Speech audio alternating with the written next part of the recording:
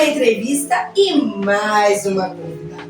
Hoje eu estou, olha aqui, com a mãe da Maria Laura e do João Miguel, apaixonada pelos seus filhos. Mas ela é apaixonada mesmo pelo direito da saúde. Com 17 anos, essa menina já entrou na faculdade.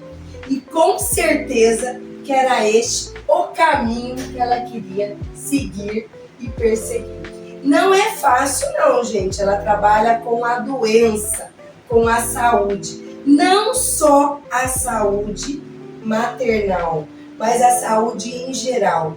Você que é mãe de crianças portadoras de deficiência, qualquer uma, se seu filho tiver com problemas com droga ou com algum outro tipo desses tipos de problema que mexe com a parte mental, ela também está aqui para te ajudar. Para você. É um prazer estar aqui conversando com você, Alessandra, com todos seus ouvintes, né, seus telespectadores aí desse podcast. Uma delícia bater esse papo com você sobre os direitos, como você disse, não apenas, né, das mães, das gestantes, que é um público assim, muito cativo, né, no meu perfil, no meu trabalho, mas o direito à saúde em geral. Mexer com saúde hoje em dia não é fácil. Todos nós temos problema muitas vezes lá no... Você vai no médico, é difícil a gente ir médico, mas quando vai é porque você tem necessidades. E muitas vezes você chega lá e fica horas e horas no hospital para ser atendido. E muitas vezes a gente não sabe, mas a gente tem direitos. E temos também os nossos deveres. Mas temos principalmente direitos, que é hoje sobre isso que a gente vai falar. Mas antes disso tudo, quero agradecer os nossos patrocinadores, que é da roupa, né, da Nova Altia, que são as roupas que eu visto. Mônica Lípio, que são, olha aqui, uma joia mais linda que a outra. Olha aqui, gente. Arrasando, que são semi-joias. Camila Cristine, Estética e Emagrecimento. Agora Uniforme Nogueira, né? Parceirão também, ajudando a gente nesse sonho que é o podcast. Glam Studio SJC, que olha aqui, vocês perceberam que eu estou com cabelo novo, com luzes. CAF Multiterapias, que é a minha clínica, que fica aqui no Jardim Aquários, onde tem vários profissionais que abrem aqui pra gente toda semana pra gente gravar o podcast. E também o Divulgaí, que está aqui comigo sempre, toda semana. E a gente tem muitos projetos juntos ainda, que vem muitas novidades por aí. Ó, que equipe que eu tô. Doutora Edilane, Edi, o que te motivou a ser advogada? Olha, isso foi muito louco. Durante o meu ensino médio, eu não pensava em fazer direito. Não era algo que estava ali no meu radar. Eu, na verdade, gostaria de ter feito, né, a época que era adolescente, artes cênicas. Nada a ver. Nada a ver. Pro lado do teatro. Do teatro, da TV. Né? Eu falo que não tem nada a ver, mas, por exemplo, estamos aqui, né? Sim. Então, de alguma forma... Fazendo a mesma coisa que a gente queria. Exatamente. Eu queria muito, porque eu estudei muito para o vestibular, né? Na época, no vestibular da USP, estudei a vida inteira em escola pública, então me dediquei demais ali. Na época, como eu disse, tinha 17 anos, né? E aí, a minha mãe falou, você não vai. Imagina pra fazer vestibular para ir embora para São Paulo, de que jeito, tá maluca? Eu morava em Lorena, cidade muito pequena, então a minha mãe falou, você não vai. Só que eu havia feito uma prova do Enem e tirado nota praticamente máxima, né? Na época eram 63 questões e eu acertei 59. Então eu falei, não vou perder, eu tenho uma nota muito boa e a redação havia gabaritado. E na época, no programa do ProUni, Tava começando, era o primeiro ano do ProUni, eu falei, não, vou perder a nota, vou me inscrever. Vou me inscrever porque aqui não tem nada que eu quero na minha cidade. E me inscrevi da mensalidade mais cara para mais barata. Então eu liguei nas faculdades e falei, qual é o valor do curso de administração, educação física, direito? Daí eu montei a minha escala, precisava me inscrever em 5, do mais caro para o mais barato. Falei, já que é o governo que vai pagar, vou pagar o mais caro. Sim. Recolhi muito imposto, vou usar isso da melhor forma. E a minha ideia era entrar, e quando desse julho, eu completaria 18, não precisaria mais da assinatura da minha mãe para prestar o vestibular. Falei, vai dar certo. Fiquei. Só que no primeiro Já ano, era advogada e não sabia. exatamente. As estratégias, as argumentações já estavam ali, né? E aí no primeiro ano eu conheci um professor que, assim, um carinho enorme por ele, que faleceu recentemente. E ele falou assim pra mim, me dá mais 6 meses, eu sei que você vai gostar. E eu, ai, não, você é tão boa. Aí dei mais 6 meses, fiquei até dezembro. Dezembro ele falou, você vai embora? Eu falei, não tem mais como.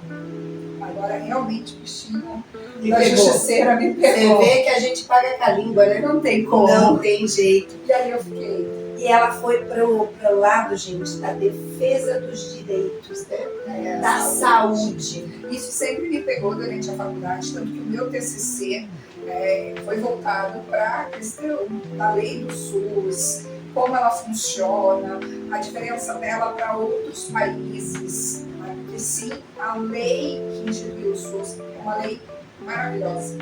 Né? Poucos países têm um sistema de saúde público tão vasto.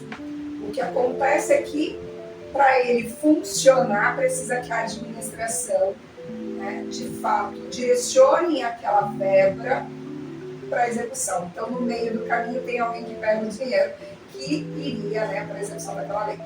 Então, sempre foi para esse lado. Né? Durante a minha graduação, então, eu sempre estava ligada aos direitos das minorias, direitos da população em situação de vulnerabilidade, né? Então, moradores de rua, negros, periféricos, mulheres, o público, né, de LGBTQIA+. Então, sempre tive esse olhar para a sociedade, para o grupo que a gente chama de minorias, mas na verdade não é, né? É a maioria. E, então, esse lado social sempre foi muito aflorado. Eu sempre tive o desejo de colocar isso a favor dessa população que precisava. Tanto que durante a faculdade, o meu objetivo era a delegacia da Polícia Federal. Então, fui estudando, pensando concurso, queria ser delegada, é isso que eu quero e tal. E aí, me formei, mas precisava, obviamente, ter um tempo de experiência, tá, para os concursos e tal. Sim. E aí, fui trabalhar no escritório e percebi que não gostava. Eu gostava mesmo era de advogado. Não tem esse sonho ainda do lado de não ser advogada? Assim, advogada não, delegada. Né? Hoje não mais, assim, não me vejo, né, em nenhum concurso público. A época, quando eu saí e fui trabalhar, né, eu sou a primeira advogada da família. Não tinha ninguém.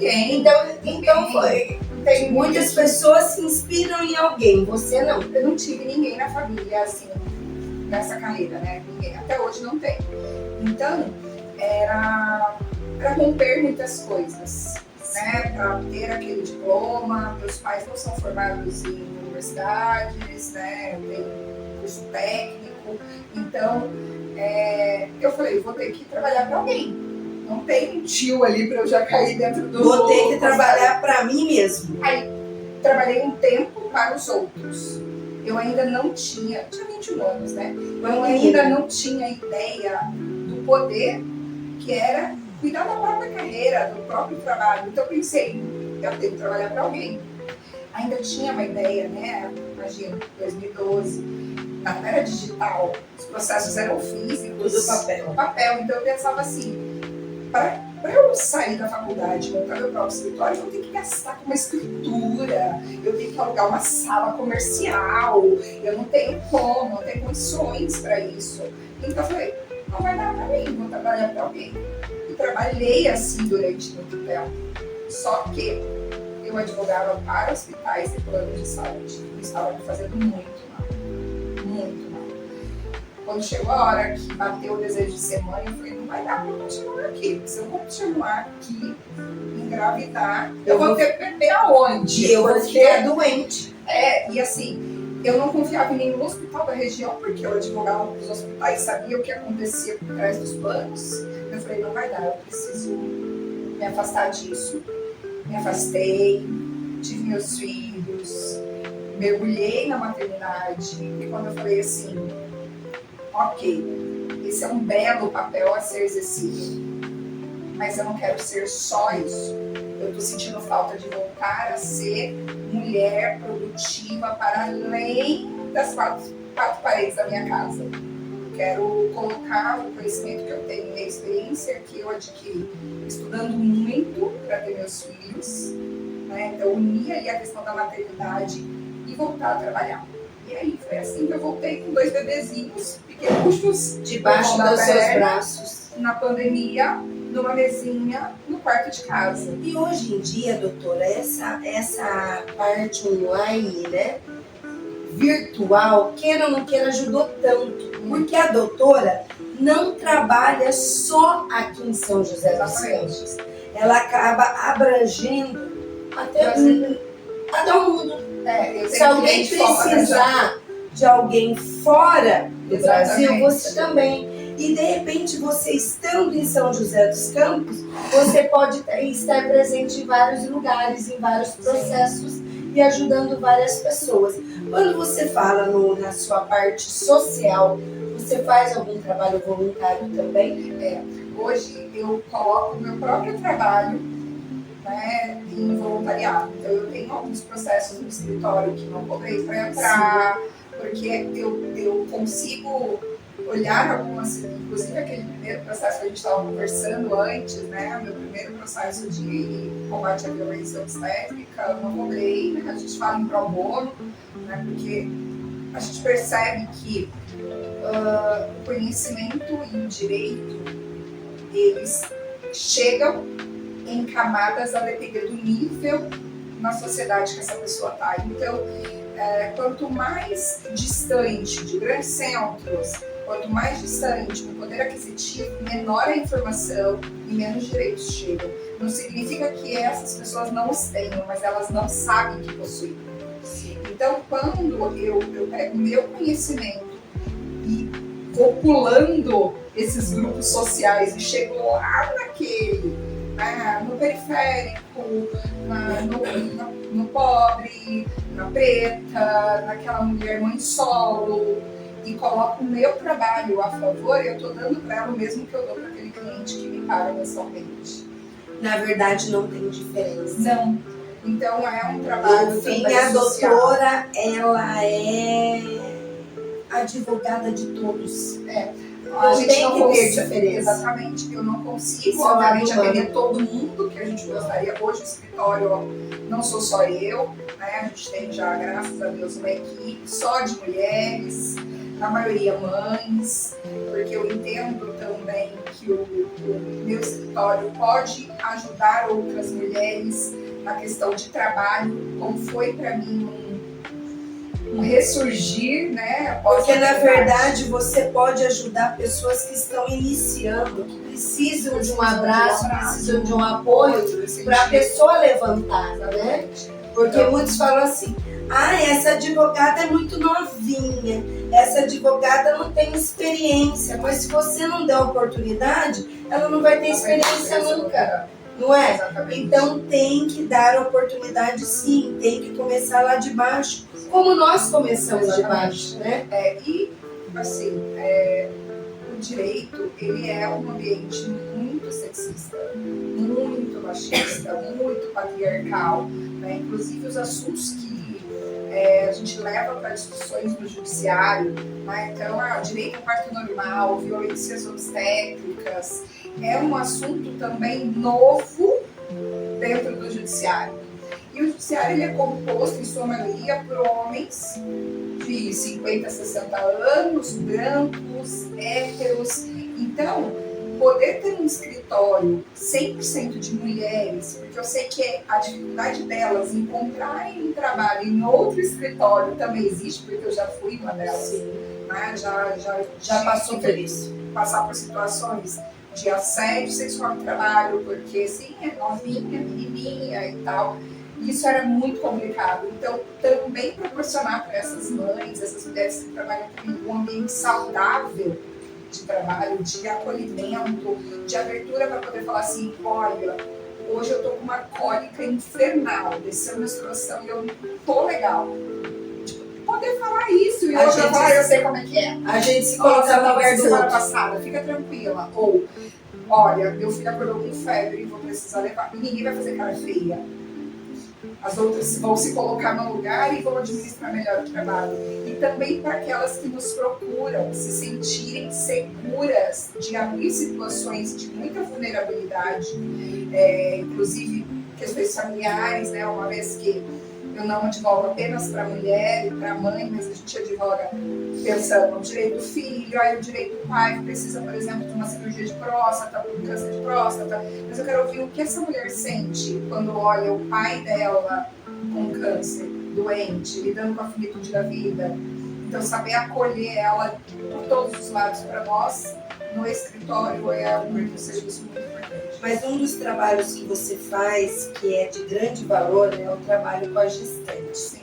Né? A pessoa muitas vezes fica grávida e fica desesperada. Como que vai ser agora? Meu Deus, eu fui ver o valor do parto, é uma coisa absurda. Onde que eu vou arrumar esse valor para pagar meu parto? Como que eu vou pagar meus exames? Eu não tenho convênio, ou meu convênio de repente não cobre tudo isso. É tantas dúvidas. E a pessoa grávida, ela fica um pouco delicada, né? Ela fica... É, questão hormonal, né? Sim. Muda. Como que é, doutora, acolher tudo isso aí para a pessoa que chega muitas vezes desesperada perto de você? Sim. Eu não vou conseguir pagar meu parto, não dá. Como que vai ser? Eu vou ter meu filho em casa? Assim, de uns 6, 7 anos para cá, a discussão dos benefícios do parto normal veio à tona, né? Então, a gente teve fases, né? Então, lá atrás, as nossas avós, não existia a cesariana. Nas nossas mães, a cesariana foi Era em casa. Era em casa, com parteiras. Aí, entendeu-se que nem tanto ao céu, nem tanto ao mar. Então, precisava, em alguns casos, de intervenções cirúrgicas. Foi quando a cirurgia cesariana foi instituída. Aí veio, né, os nossos nascimentos, e os nossos nascimentos já foram todos por cesariana, sem esperar entrar em trabalho de parto, sem nada, porque era chique. Era modinha, era moda, era chique. Saber a hora certa que o filho vai nascer, se organizar. Por quê? Por que era chique? Porque não estava disponível para todo mundo. Então, estava começando. Então, assim, nossa, tive meu filho no hospital, num ambiente seguro. Então, nós vivemos uma fase de epidemia de cesarianas. Todo mundo veio por cesariana. Eram poucos os casos de um parto normal. A maioria deles era tipo assim, chegou no hospital já com dilatação total, não dava para levar para cesariana, termina o parto. No entanto, não era um parto mais conduzido pelas mulheres em casa, era um parto medicalizado, era um parto instrumental. Então, essas mulheres não tinham um parto normal, tinham um parto vaginal com violências. Sim. Mas ninguém falava sobre isso. Então, por exemplo, subiu na minha barriga, mas estava demorando para nascer, então tinha que subir, tinha que empurrar. Ou fizeram um pique, né, aquele corte na vagina, que é no períneo, corrigindo, né? No períneo, mas popularmente chamado de pique. Né? Porque estava ali um tempão, não saía a cabeça, cortaram para poder descer. Isso era tido como ok, normal. Que as pessoas não sabiam a informação, não tinham a noção. E aí, então, uns 10 anos para cá, começaram a sair estudos mostrando o impacto dessas cesarianas na vida das pessoas. Porque a cesariana é uma cirurgia que deve ser feita quando bem indicada e não assim, tô indo ali como se eu fosse ali cortar uma encravada. É uma cirurgia que traz consequências para o corpo da mulher e também para aquela criança. Com esses estudos, começaram a ver que, opa, não tá tudo bem eu chegar no hospital e sair agendando uma cesariana. Ou começar um pré-natal e o médico já perguntar para mim, quando a gente pode agendar a cesariana? Por quê? Porque viram que aquilo que era feito lá atrás tinha um grande valor para a saúde da mãe e do bebê. Então, opa, essas mulheres começaram a ter acesso a isso, a essas informações, e começaram então a buscar ter parto normal. Então, hoje a gente tem sim um movimento ainda tímido perto do que precisa para baixar a epidemia de cesarianas. Mas sim, tem um movimento. Mulheres que estão brigando para ter isso. Aí, ok, chegamos aos dias de hoje. Essa mulher que já entendeu que sim, a cesariana pode salvar a vida dela e do bebê, mas deve ser utilizada em último caso e que ela quer tentar ter um parto normal. Qual é a dificuldade que ela encontra? Se ela tiver via plano de saúde, ela não encontra profissionais credenciados que queiram acompanhar o parto normal, por uma questão remuneratória. Cesariana é drive-thru. Então ele consegue agendar 15 num dia, agenda dia de quinta, no sábado de manhã ele dá alta para todas e domingo ele está de boa com a família. Fácil, né? Fácil. E parto normal não tem dia, não tem hora, não tem feriado, não tem dia de semana, não tem aniversário de filha, acontece a qualquer hora e não tem como controlar o tempo. Daí como que vai ter um médico de plantão? Como que ele vai... Então isso a gente encontra essa dificuldade dentro do plano de saúde. Essa mulher pensa o quê? Vou precisar contratar uma equipe particular para ter isso. Só que não é justo, ela paga o plano. Esse serviço deveria estar dentro do plano. O plano deveria remunerar a equipe médica de uma forma adequada. Então, sim, haveriam médicos lá dentro que acompanhariam o parto normal, mas não tem. E aí entra, então, o trabalho que a gente desenvolve no escritório, que é auxiliar essa mulher que está gestante, que quer ter parto normal, que vai contratar plano de saúde a fazer um caminho durante a gestação para buscar esse reembolso integral. Não importa se ela tem um plano que é nacional, um plano que é regional, um plano que é municipal, não interessa. Tendo um plano de saúde, pequeno, grande, com reembolso contratual sempre, a gente consegue fazer esse caminho, tá? Ajudando essa mulher a não ter esse prejuízo financeiro. E aí, em contrapartida, tem a mulher do SUS. No SUS é o contrário. Qual é a dificuldade? Ter acesso à cesariana. Por quê? Porque foi instituída uma lei de incentivo ao parto normal dentro do Sistema Único de Saúde, que leva essa situação até as últimas consequências. Então, essa mulher, durante o acompanhamento do trabalho de parto, ela é violentada de diversas formas. Não estou dizendo que no plano não exista a violência. Existe, mas é velada. Dificilmente uma mulher do plano vai falar assim para mim: nossa, ele me xingou, deixou sem comer, subiu na minha barriga. A violência obstétrica dentro do plano era uma violência velada. Então, por exemplo, me amarraram durante a cesariana, mas me explicaram que meu braço ia quicar ou que eu ia tirar o pano. Na hora eu nem percebi. Ou tomei anestesia e meu marido não estava comigo, eu estava sem acompanhante. Mas do SUS já é o contrário.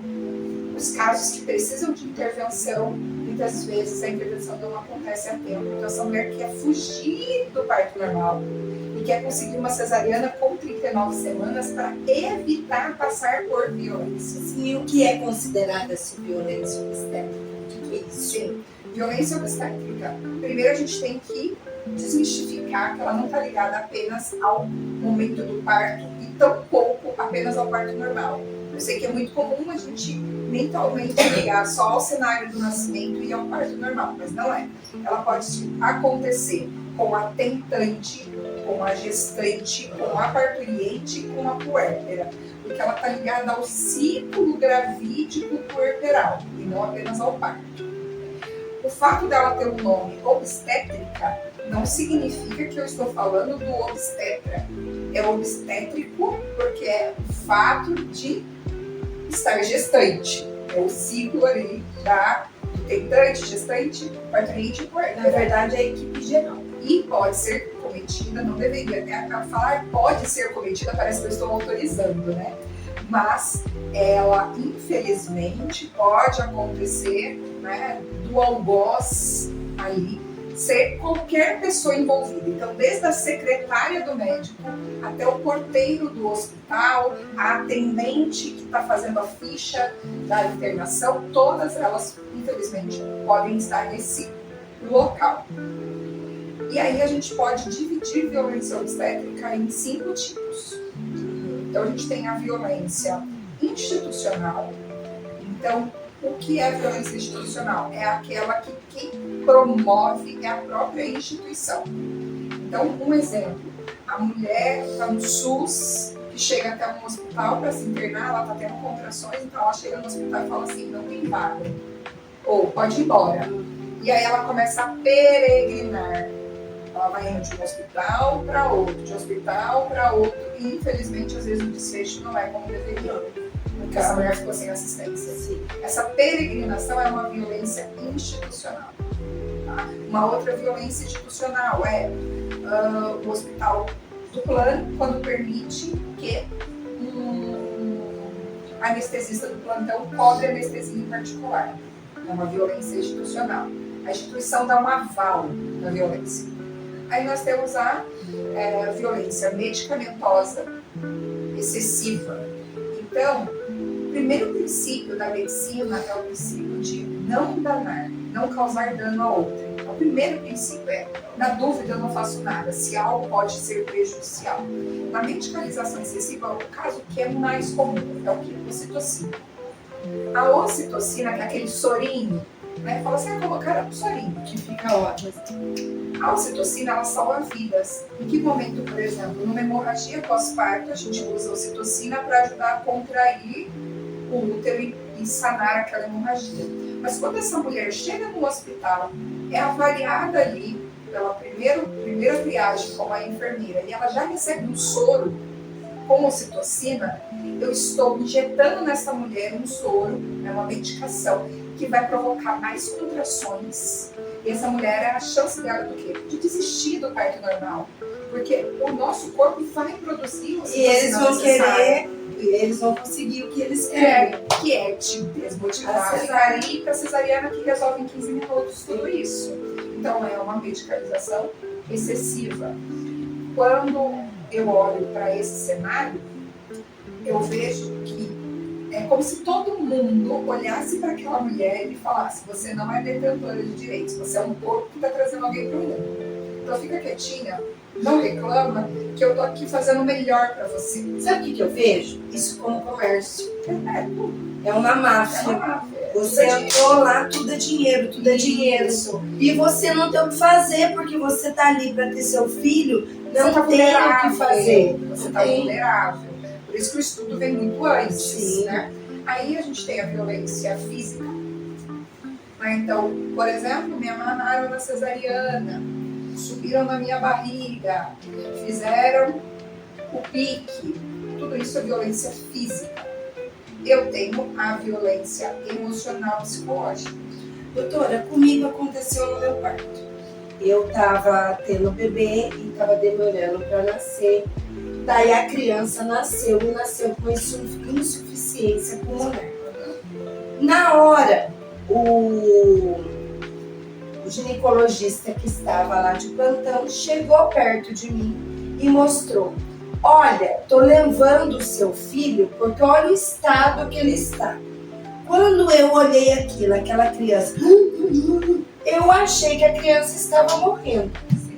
Na hora, o meu marido sai correndo para tentar socorrer a criança, acompanhar a criança. Eu fiquei desesperada. O que aconteceu? Eu tive um pânico muito forte. Eu perdi minha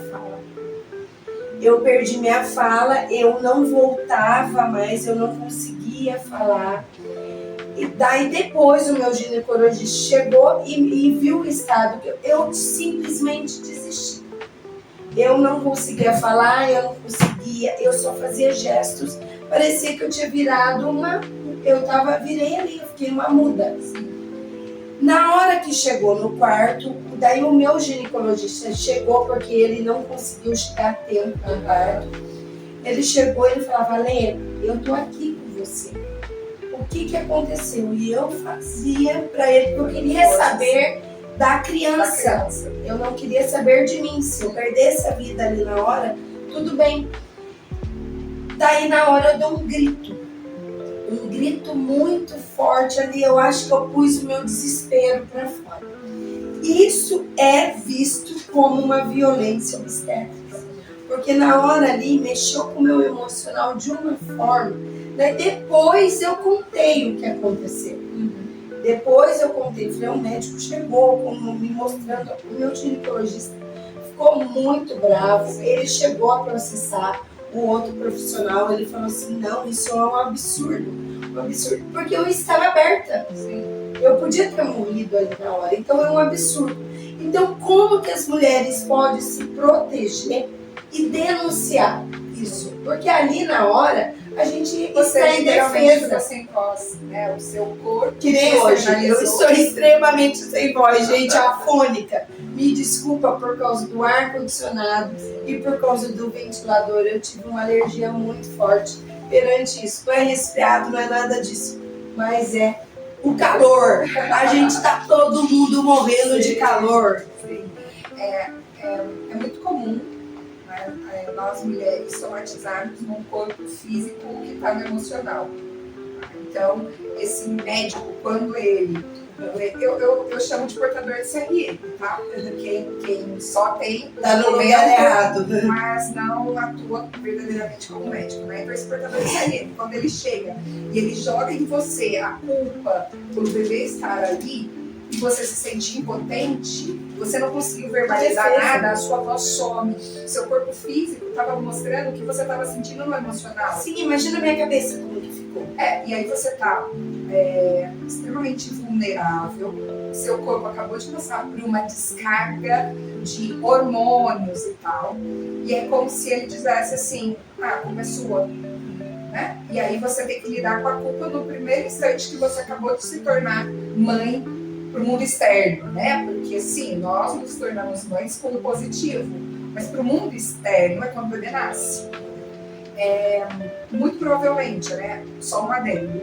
Essas dificuldades de respiração que a gente fala, né? Transitória, é muito comum. Imagina, um bebê dentro da barriga, ele não respira pelo pulmão, ele respira pelo cordão umbilical. O pulmão dele está cheio de líquido.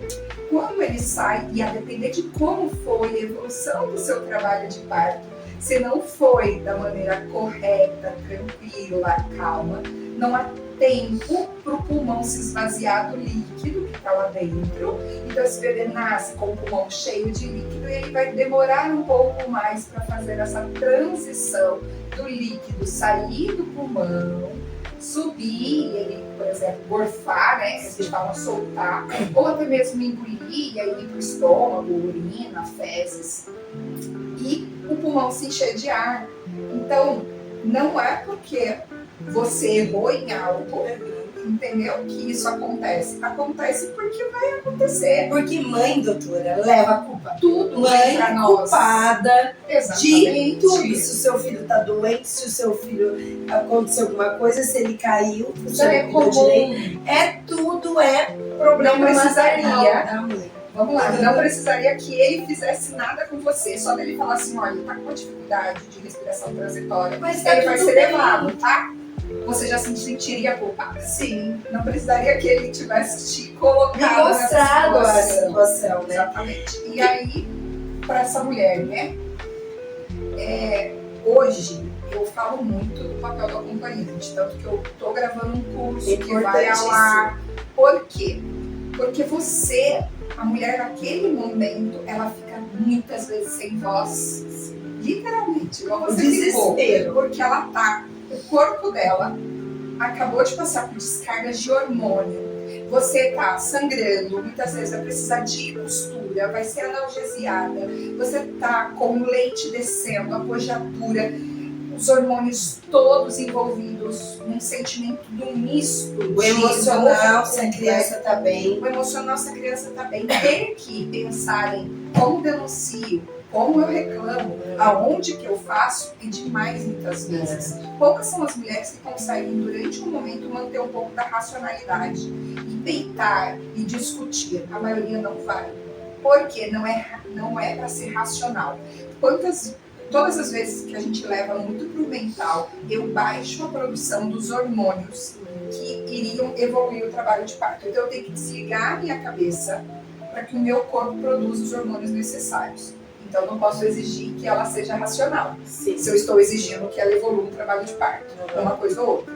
Então o papel do acompanhante é importantíssimo. O que pode então ser feito?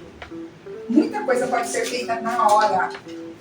Então, por exemplo, estou ali e chegou um momento e falou assim, precisa virar cesariana, vai ir para uma cesariana. O acompanhante não tem que sair do lado da mulher em momento nenhum. Não tem essa de, vou preparar a sua esposa enquanto você se prepara aqui, você entra, ela já foi analgesiada, né? Já anestesiada. Não, você fica com ela. Só um minuto, eu vou me vestir e vou acompanhar ela até o centro cirúrgico. Obviamente que se houver alguma necessidade de intervenção com o bebê for retirado, nenhuma mãe vai falar pro marido, pro pai, fica aqui comigo, não vai com ele. Vai junto. Vai com ele. Vai com ele. Essa mulher, durante esse momento, não vai estar, né, como acompanhante. Vamos pensar que esse bebê precisa realmente ficar na UTI. Esse bebê ele tem direito a acompanhante 24 horas por dia. Está no ECA. O que importa se está na UTI, se está em berço, aonde tiver. E não é isso que a gente vê na prática. Porque na prática falando assim, a horário de visita da UTI é de 3 a 4 horas. Aí a mulher está toda estrupiada, cortada. Tem que ficar sobe e desce, sobe e desce, porque não vai ficar sozinha. Então, sim, vai ter um acompanhante 24 horas e vai ter um outro acompanhante com a mulher. Agora ela tem direito a chamar a mãe dela, uma irmã, uma amiga. Agora você me falando isso, meu filho foi pra UTI, né? E eu tinha acabado de ter uma cesárea. Voltei pra casa, porque eu não pude ficar lá. E aconteceu isso comigo. Elevador do hospital quebrou. Eu tinha que subir a escadaria de 2 andares daquele estado de cesariano. E aí só subia porque eu não conhecia a doutora antes. Exatamente. Porque te deram alta, né? Mantiveram ele e restringiram horários. Sim, exatamente. Entendeu? Então, assim, é um mundo de regularidades. O que pode ser feito? Então, na hora, obviamente, o acompanhante tem um papel fundamental. Ele pode solicitar que isso seja registrado em prontuário. Então, tudo, olha, então, por exemplo, minha esposa está pedindo uma analgesia de parto e vocês estão dizendo que não vão dar. Então, eu quero que conste prontuário que ela está solicitando e que vocês estão dizendo que não vão dar. Ai, não, agora, se não fizer agora, eu vou chamar a polícia. Eu vou registrar na ouvidoria. Eu vou fazer boletim de ocorrência. Existem vários mecanismos que a ação correta vai depender do que aconteceu. Tá vendo? A gente é leiga e muitas vezes a gente não sabe o que fazer. A gente acaba virando um bobo. Exatamente. Né? Numa situação e aí eu quero trazer 2 dicas, tá? Para acompanhante. 2 dicas que aconteceram com clientes meus. Primeiro caso ele estava filmando, porque ele de fato, inocente, achando que tudo que estava acontecendo com a esposa é porque precisava acontecer. Ele não teve acesso a um pré-natal completo, ele não acompanhou a esposa nas consultas, era SUS. Então ele pegou o celular e começou a filmar. Era o primeiro filho dele que estava nascendo. E a médica falou, guarda esse celular, aqui não pode filmar. Ele achou estranho, porque ele pensou assim, nossa, mas eu vejo tantas fotos, né, do parto, filmagem do parto, como que eu posso filmar? Ele falou, tem alguma coisa estranha. E na hora de guardar o celular, ao invés dele desligar, ele manteve o celular no bolso, com a câmera virada para fora, automaticamente. Tudo que aconteceu ali foi gravado. E hoje, todo esse material está no processo de indenização por violência obstétrica. Tá? Então, essa é uma primeira dica. Segunda dica está acontecendo uma situação muito complicada, minha esposa está internada, meu filho está mal na UTI, e eu estou sentindo que eles não estão atendendo da forma que deveria, e eu acho que vai dar ruim. Minha esposa pode morrer, por exemplo. Você pede acesso imediato ao prontuário, então o artigo 88 do Código de Ética Médica te garante isso. a ter acesso imediato durante a internação. Aí você vai pegar o prontuário, eles vão te entregar, seja físico, né, aquele diário, seja no computador. O que você vai fazer? Você vai pegar o celular, vai colocar de frente para a tela ou de frente para o prontuário e vai folhear. Pedir por quê? Porque, por exemplo, nesse caso que o cliente fez isso, infelizmente a mulher dele faleceu. Quando nós fomos, né, entrar com o processo, fomos pedir o prontuário médico, o prontuário foi alterado. Então eu tenho uma prova do que era o prontuário durante a internação e tenho o documento alterado. Porque depois, quando a gente pede o prontuário ele deve passar por uma comissão de revisão de prontuário. Mas não é para alterar a medicação, o horário, é só para ver. Tem todos os carimbos dos médicos. Os médicos assinaram cada prescrição. Numa dessa dá para digitar alguma coisa. Se for online, que era esse caso, online eles alteram. Olha que absurdo. Infelizmente. Então, são duas dicas aí, questão de celular e para o acompanhante, que é muito importante. Que dicas você daria para essas advogadas recém-formadas que estão vindo aí, né? Se a gente sai da faculdade, muitas vezes a gente sai totalmente perdida, sem saber o que fazer. Que dicas que você dá para elas, o que elas devem fazer para elas iniciarem? Porque muitas advogadas, agora eu sou doutora, agora eu sou advogada, eu passei na OAB. Gente, o que vale é a prática. Não adianta. A primeira coisa é que, como eu disse, é um ambiente muito machista. Então você vai precisar se munir do máximo de informações, de força, entender que se você hoje tem a sua OAB, sim, você é uma advogada, como qualquer outro colega da sua sala que se formou, busque ter experiências múltiplas. Então, vou trabalhar nesse escritório que trabalha com tributário, vou fazer um estágio na faculdade, na promotoria, assuntos diversos para de fato você entender aonde é que seu coração pulsa. E pode ser que seu coração pulse numa função que não vai te trazer a melhor remuneração. Só que se você fizer aquele trabalho bem feito, a chance de você crescer profissionalmente, porque o seu coração está ali, a sua mente também vai estar ali. Quando eu voltei para a advocacia, aquilo que você perguntou, não tem mais desejo de ser delegada, hoje meu escritório fatura muito mais do que um delegado consegue ganhar no ano. Então não vejo razão de prestar um concurso. Consigo ajudar muito, assim, mais pessoas. O time que dá certo não tem que mudar. Então, assim, entenda que o seu coração pode pulsar em algo que seja inovador, algo que as pessoas não estejam fazendo, como, por exemplo, o escritório 100% de mulheres, 100% digital, com foco na mulher gestante. A gente faz toda a área de saúde, mas eu escolhi um nicho menor ainda. E as pessoas vão falar assim, não, mas você só vai advogar para gestante? Não, eu vou advogar para tudo. Mas o que eu puder falar dos direitos das gestantes, por quê? Porque só existe um jeito de chegar nesse nível. A única forma, não, eles tentaram de tudo, mas para alguém nascer aqui, vai precisar de um útero, e a única pessoa que pode ter um útero é uma mulher. Então, se eu puder cuidar delas, seja como cliente, seja como equipe, eu vou cuidar. E muitos pensam, nossa, loucura, por que não vai fazer tributário? O tributário dá muito mais dinheiro, vai trabalhar com bancário, porque meu coração não está ali. E quando o meu coração não está ali, não é de verdade. Então, encontre o lugar onde realmente você vai se sentir feliz trabalhando até sexta-feira, 10 horas da noite. Que você não vai ter tristeza no domingo. Eu falava que eu sofria de depressão pós-Fantástico. Porque quando aparecia a musiquinha do Fantástico, meu coração já apertava, porque eu sabia que amanhã eu ia precisar ir para aquele local.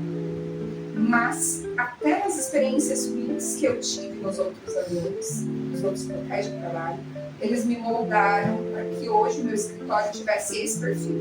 Porque eu consegui entender o que era bom e o que não era.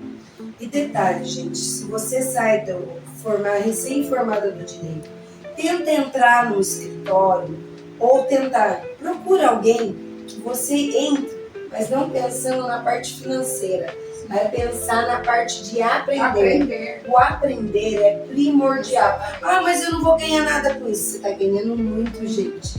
Muito, muito, muito. Exatamente. Tem lugares que você pode. Vai lá. Eu vi o perfil dessa doutora. Nossa, legal ela, né?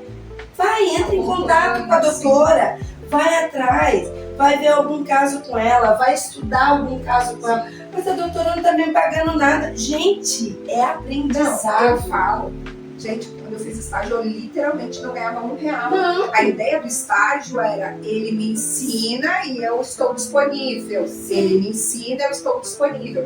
Hoje, a primeira coisa que as pessoas olham é, qual é a bolsa estágio? Eu falo assim, cara, eu tô parando meu tempo para te ensinar. Isso assim, Você está ganhando muito mais que uma bolsa Exatamente. estágio. Então, gente, são oportunidades. Oportunidades caem sim na sua mão. É você que precisa agarrar. Depende de você. Mas eu sou doutora, eu sou advogada que nem ela. Mas ela, para chegar nesse patamar, ela já passou por muitos perrengues, por muitas situações, né, doutora? Então, assim, corre. A dica que eu dou para você, corre atrás de oportunidade. O financeiro vem depois. Não se preocupe com ganhar agora, e sim o aprender. É muito importante. Um dos casos que veio aí, que foi polêmica, que saiu em todas as televisões, todo mundo ficou revoltado, principalmente aqui em São José dos Campos, que o Diego Frigi era conhecido, era uma pessoa popular, era uma pessoa que estava em vários eventos na nossa cidade. De repente o cara passa mal, precisa fazer uma cirurgia, cai no hospital. Porque eu tive uma professora que era casada com um médico, ela falava, Deus que me perdoe, caiu no hospital. E olha que ela era casada com um médico. Ela falava assim, eu vou buscar meu marido, eu busco lá na outra esquina, porque eu não gosto nem de parar na porta.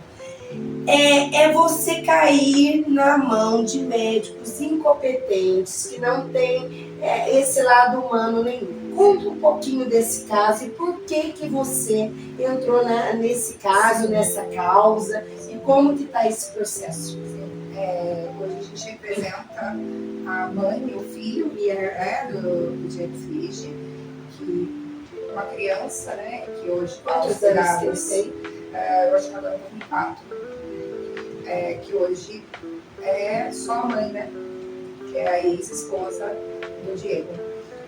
E aí, quando o caso chegou para nós, foi logo depois que tudo havia acontecido, e a gente foi tomando conhecimento, conversando com a família, para entender ali os últimos dias, as últimas semanas dele, né? Como havia acontecido. Então, tudo começou com resfriado, foi bem cuidado, ele foi ao hospital uma vez, aí voltou depois de uma semana de novo. Ele teve ao hospital 3 vezes, a internação, que infelizmente, né, veio ao óbito, já teria sido a 4ª internação dele em um mês. E sempre evoluindo, piora, sem a assistência adequada. Era uma gripe que não passava. E aí evoluiu para uma mexer no pulmão, uma pneumonia, vai tratar em casa, e a coisa piorando, até que na quinta-feira, não vou me recordar agora os dias, tá? Mas 4 dias antes do falecimento, durante a noite, começou a tossir sangue. E aí amanheceu, foi ao hospital, chegou ao hospital, o mesmo hospital, então ele já tinha ido todos os outros dias, chega ao hospital, faz exames e foi constatado uma embolia pulmonar. Só que pessoas leigas, quando se trata de medicina, e até quem sabe, né? Vamos lá. Se eu estou na condição de paciente, então o que é o termo paciente? Eu estou aqui, paciente, esperando. O outro tem que me dar todas as informações. Então, o outro tem que me dizer, olha, esse é o risco, você não pode isso, você não pode aquilo, vai ter que tomar tal medicação, vai ter que ficar assim, em repouso absoluto e tal. Nada dessas informações foi passada para ele, nem para a família. Então, na cabeça dele, ok, tem uma embolia pulmonar, eles vão me dar uma medicação, falaram que eu preciso passar por um procedimento cirúrgico, que eu preciso ser internado na UTI, que eu preciso ser internado na UTI, Então é isso. Mas enquanto ele estava na internação, ali embaixo, né, na espera por um leito de UTI, ele seguiu a vida normal. Levantava, tomava banho sozinho, levantava para pegar água, para ir ao banheiro. Isso tudo eram questões que não deveriam ter acontecido. Então, tanto que assim, quando você vê os vídeos dele, dias antes, né, do falecimento ali, na véspera do falecimento, você vê, ele tá falando assim, ó, normal, tô aqui, tô aguardando, intimando o prefeito, a prefeitura, para conseguir uma vaga, porque tem um outro problema envolvido. Eles tiveram um cancelamento indevido do plano de saúde deles, e quando eu falo deles, é o plano de saúde da mãe, com ele, né? E esse cancelamento indevido, eles não sabiam que o cancelamento tinha sido indevido, eles acharam que o plano havia agido de forma correta, e eles não queriam ficar sem plano, eles fizeram um novo plano. Só que esse novo plano, eles colocaram carência, o antigo não tinha. E aí, o plano de saúde, em tese, falava, não tem como passar para a UTI porque ele está na carência. Só que situações de urgência ou emergência, como era o caso dele, não tem carência. Carência de 24 horas já tinha sido cumprida. Tá? Então, esse é um caso que tem muitas nuances ali. Tem a questão clínica, a atuação naquele cenário do dia, tem a atuação nas semanas anteriores, tem a atuação do plano de saúde, a falha do plano de saúde, tem a atuação da unidade hospitalar, porque aquela unidade hospitalar não tem leito de UTI, então não tem que falar, estamos aguardando vaga de UTI, se aquele hospital não tem UTI. Então assim, não, vou te transferir. Tem a questão também de uma discussão aí, não tinha leito no SUS e tal. Tudo isso vai ter que ser comprovado judicialmente, né? Porque falar até papagaio fala. Sim. Eu quero ver a documentação mostrando que, sim, ele foi inserido no sistema e na pesquisa, naquele momento, não tinha vaga. E, infelizmente, o Diego faleceu na frente da mãe do pai, né? Levantando para pegar uma água. Então, isso é muito grave, né? Isso, infelizmente, o caso do Diego Feliz, ele tomou uma proporção pela pessoa que ele é, mas isso tem acontecido diariamente com pessoas que não têm a visibilidade que ele tem. Eu fico assim, eu brinco muito, que dá até desespero de ir no hospital, que a gente chega lá, se depara com estagiário, eu brinco assim, sabe? Que são médicos muito novinhos, são os residentes, mas não tem estrutura para estar ali. Meu filho foi lá, fez o exame, estava com a dengue, falaram que ele não estava com dengue, voltou para casa, era dengue hemorrágica, ele voltou para o hospital. Ué, mas como que você voltou para casa, você está com dengue hemorrágica? Daí foram ver, pegaram o prontuário errado, deram para o Renan errado. Então é uma coisa assim, absurda, uma coisa assim, a pessoa morre. Eu não tenho que olhar só o primeiro nome, a não ser que seja um nome, sei lá, um nome japonês, um nome árabe, que é muito difícil de ter uma pessoa, mas a obrigação é olhar o nome e sobrenome. Você não chama assim só Renan, tem que falar Renan do seu filho. Agora, pegar o exame do outro, colocar do meu filho, falar pro meu filho, pode ir embora, é frescura, você não tem nada. E o menino continuar vomitando sangue. É uma coisa grave, é uma coisa assim desrespeitosa. Como aconteceu com o Diego Frige, ele podia ter voltado para casa e ter morrido. Vai ficar lá, não é nada. Não é nada, morreu. Interna. Doutora, como te encontra? Hoje o escritório, como nós conversamos, né, ele tem presença digital no Brasil inteiro, então a gente atua para clientes no Brasil inteiro. Então não tem desculpa. Não tem desculpa para não tem solução. Exatamente. As pessoas falam assim, doutora, onde é o seu escritório? O escritório é onde você precisar que ele seja. Então estamos em todos os lugares. A rede social, então, principal é o Instagram. O Instagram é DRA de doutora, né? Abreviado. Então, DRA.Edilane Rodrigues, que é EDY, Edilane Rodrigues. Aí tem o site também, que é www.advedilane.rodrigues.com.br. E pode chamar lá, que vai ser um prazer atender você, tirar as dúvidas. Como eu disse, logo sai o curso para acompanhantes de parto. Então, voltado mesmo para que esse acompanhante saiba lutar pelos direitos dessa mulher e desse bebê. né, num momento de muita vulnerabilidade. E quando sair, eu aviso a Alessandra para avisar vocês. E fica ligadinho no perfil dela, gente, que vira e mexe tem muitas novidades. Doutora, até te peço para ir compartilhando tudo que você publicar lá, vai compartilhando que a gente vai também nessa corrente do bem de tentar ajudar as pessoas. Tá grávida? Tudo bem, tem gente para te ajudar. Exatamente. Muito obrigada por te conhecer pessoalmente. Agora saiu da telinha, tá aqui. Sim. É tão diferente quando a gente conhece a pessoa pessoalmente. Foi ótimo. Foi ótimo mesmo. Tchau, gente. Até a próxima. Tchau.